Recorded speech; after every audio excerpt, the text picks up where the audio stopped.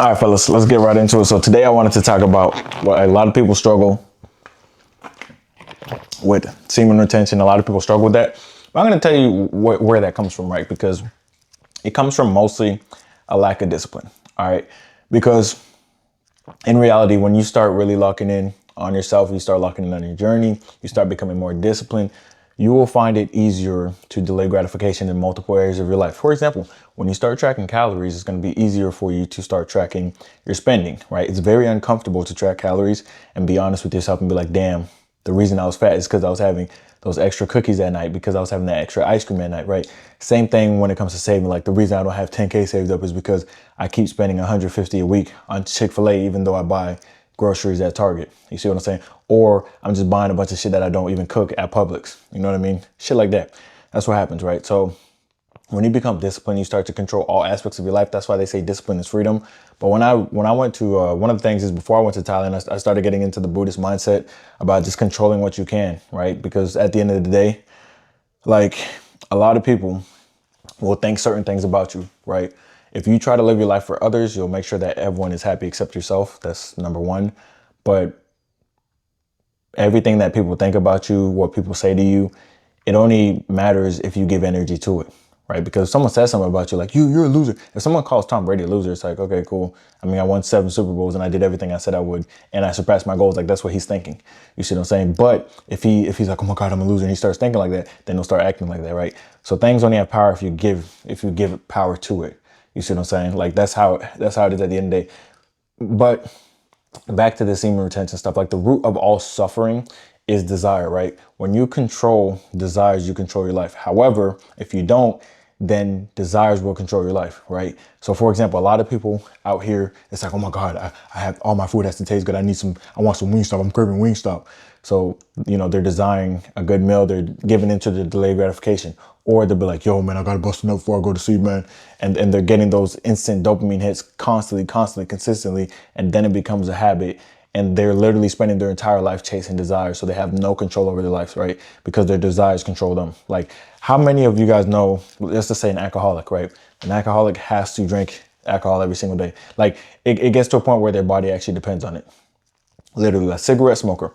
I noticed every time a cigarette smoker lands on the airplane, it's like, okay, they got to hurry up and they got to go to baggage claims and hurry up because they need to smoke a cigarette, and they're like, fuck it. And they just go outside, smoke a cigarette, and then wait for their baggage at baggage claim. But they're irritable because they're so dependent on it. So if they don't smoke a cigarette, their entire mood is literally changed. Same thing for alcoholics, right? Their entire mood is changed if they're not drinking alcohol because they become dependent on it, right? But when you control your desires and you are content with what you have, obviously you're doing the best to get more, but you're content with what you have and you're grateful for what you have, you end up being able to control your life more. You have a lot more control over your life, right? Because if you equate your life, if you equate your happiness with getting what you desire, right? If you equate your happiness with okay, I'm not going to be happy until I lose 50 pounds, right? You're robbing your current self of happiness.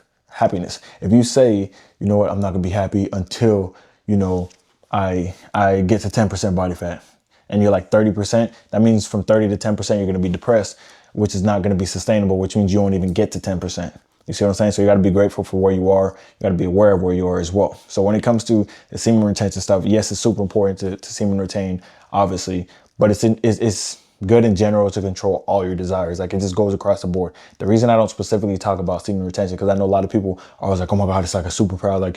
You're this, you're this, you're that. Now, your testosterone will go up when you semen retain, but it's a required part of the journey. Because when you're delaying gratification, if you start beating your meat every day and shit like that, you know what I mean? Let's say you beat your meat every day or some shit like that, right? And you're eating unhealthy every day, both of those things. And then you get on your fitness journey, start eating healthy, right? If you're still giving into those dopamine hits,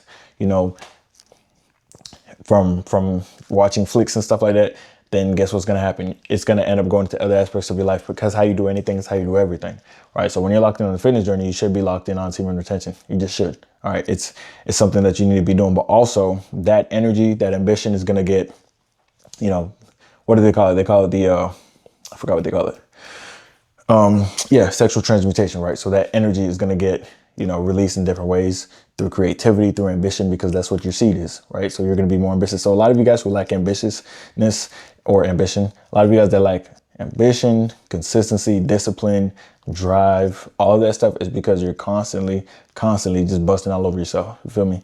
And cleaning that shit up with a sock or whatever the fuck you use. All right. Like that's what you're doing 24/7. And then you're letting yourself down. Right. So the reason you're not holding eye contact in public, the reason you're not confident in public, the reason you can't stay consistent, you don't have any ambition, is because you're not keeping the promise to yourself. It's just like I said, the fitness journey. If you say you're not going to eat ice cream at night and you eat ice cream at night, guess what? Guess who you're letting down? You're letting yourself down. All right. So you have to be consistent with what you're saying, and you have to be able to trust yourself. And that goes hand in hand, because you can't be on that journey becoming the best version of yourself and not be doing that. You see what I'm saying? You can't be on the journey to be the best version of yourself and you're eating better, but you're not controlling your seed, right? Those are both discipline things, because discipline works in every aspect of life. Like, it goes into each aspect. It's not just, okay, let me be disciplined in fitness and undisciplined in everything else.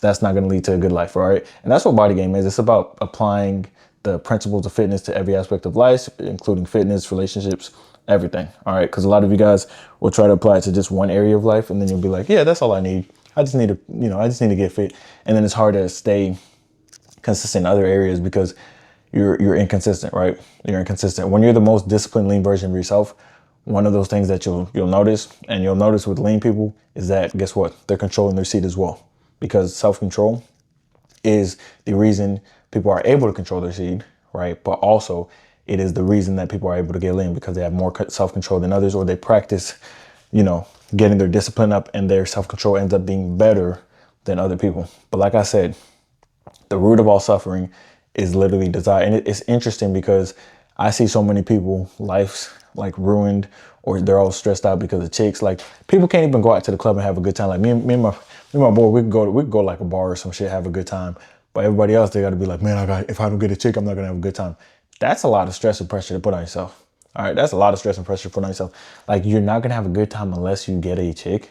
That means you're literally putting your happiness.